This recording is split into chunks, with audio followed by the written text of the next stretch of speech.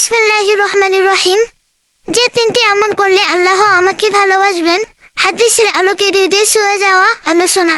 আসসালামু আলাইকুম ওয়া রাহমাতুল্লাহ। প্রিয় ভাই বোনেরা, পৃথিবীর সবচেয়ে বড় সফলতা কি জানেন?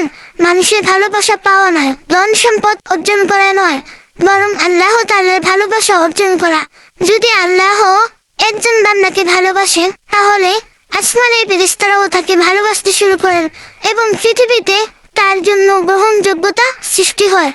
আজ আমরা জানবো হাদিসের আলোকে এমন তিনটি আমল যা আল্লাহর ভালোবাসা অর্জনের অন্যতম মাধ্যম।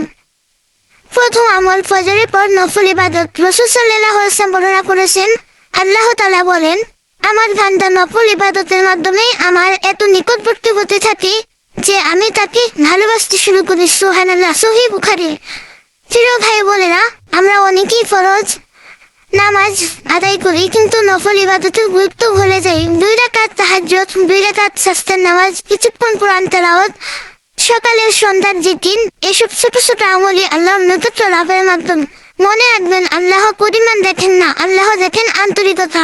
দ্বিতীয় আমল, মানুষের প্রতি দয়া করা।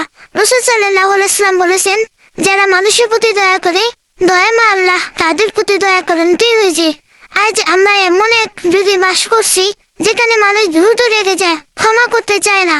কিন্তু একজন মুমিনের পরিচয় হলো সে মানুষের কষ্ট বোঝে, ক্ষমা করে এবং সাহায্যের হাত বাড়িয়ে দেয়। একটি হাসি, একটি ভালো কথা, একজন অসহায় মানুষকে সাহায্য করা, এসব আমল আল্লাহর কাছে অনেক মূল্যবান। তৃতীয় আমল হলো সত্যবাদিতা। রাসূল সাল্লাল্লাহু আলাইহি ওয়াসাল্লাম বলেছেন, সত্যবাদিতা মানুষকে নেকির দিকে নিয়ে যায়, আর নেকি জান্নাতের দিকে নিয়ে যায়। বুখারী ও মুসলিম। আজ অনেক সময় সাময়িক লাভের জন্য মিথ্যা আশ্রয় নেই, কিন্তু একজন মুমিনের জন্য মিথ্যা সাময়িক লাভ থাকলেও শেষ পরিণতি ক্ষতিকর। সত্য কথা বলা কখনো কখনো কঠিন হতে পারে, কিন্তু আল্লাহর কাছে সত্যবাদী বান্দার মর্যাদা অনেক বড়। একটি গুরুত্বপূর্ণ কথা, প্রিয় ভাই বোনেরা, আমরা প্রায় ভাবি কিভাবে আল্লাহকে খুশি করব। খুব সহজ, নিয়মিত নামাজ, সৎ চরিত্র, মানুষের উপকার, সত্যবাদিতা এবং আল্লাহর স্মরণ। এই আমলগুলি একজন মানুষকে আল্লাহর প্রিয় বান্দা পরিণত করে।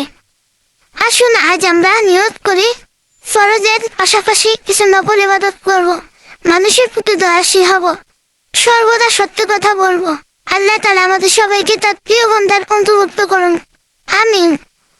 আমাদের যদি ভিডিওটি ভালো লাগে, আপনার বন্ধুদের মধ্যে শেয়ার করুন এবং নতুন কোনো কি নিয়ে ভিডিও করব সেটা কমেন্ট বক্সে জানান।